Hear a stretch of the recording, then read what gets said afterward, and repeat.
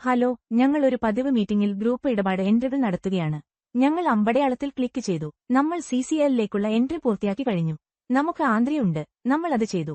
ഇപ്പോൾ നമ്മൾ രസീത് ആൻഡ് വരുമാന പേജിലെത്തിയിരിക്കുന്നു. ഈ ടാബിൽ ഗ്രൂപ്പിന് ലഭിച്ചതിന്റെ എൻട്രികൾ നമ്മൾ നടത്തണം. നമ്മൾ അമ്പടയാളത്തിൽ ക്ലിക്ക് ചെയ്യും. നമ്മൾ പ്ലസ് ബട്ടണിൽ ക്ലിക്ക് ചെയ്യും.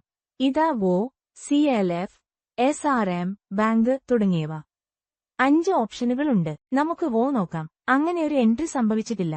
റിട്ടേൺ ഏതെങ്കിലും സേവിങ്സ് വന്നിട്ടുണ്ടെങ്കിൽ സ്വമേധയാ സേവിങ്സ്, അപ്പോൾ നിങ്ങൾക്ക് അത് ഇവിടെ നൽകാം. CLFൽ നിന്നും ഇതേ ഡ്രോപ്പ് ഡൗൺ ഉണ്ട്. SRLMൽ നിന്ന് ഒരു രസീതും ലഭിച്ചിട്ടില്ല. SHGക്ക് അങ്ങനെയുള്ള ഏതെങ്കിലും രസീത് ഉണ്ടെങ്കിൽ നിങ്ങൾക്ക് അതിൽ പ്രവേശിക്കാം. ലഭിച്ച ബാങ്ക് തിരഞ്ഞെടുക്കുക. കാരണം നമുക്ക് ബാങ്കിൽ നിന്ന് പലിശ കിട്ടിക്കൊണ്ടിരിക്കുന്നു.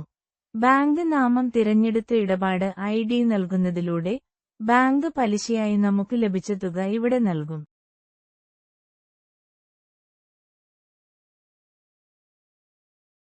ബാങ്ക് പലിശ ഇവിടെ രേഖപ്പെടുത്തിയിട്ടുണ്ട്.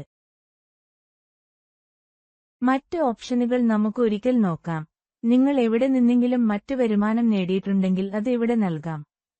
ഇനി നമുക്ക് പലിശ ലഭിച്ച ഇനം ഇവിടെ നൽകേണ്ടതില്ല. കട്ട് ഓഫ് എൻട്രിയിൽ ഈ ടാബ് ഒരു തവണ മാത്രമേ ഉപയോഗിക്കൂ. കാരണം ഇനി നമുക്ക് എന്ത് പലിശ ലഭിച്ചാലും അത് തിരിച്ചടവ് ഇനത്തോടൊപ്പം ഞങ്ങൾ ചെയ്യും.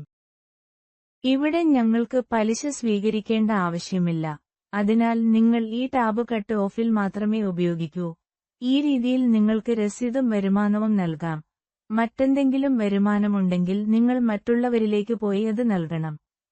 നന്ദി.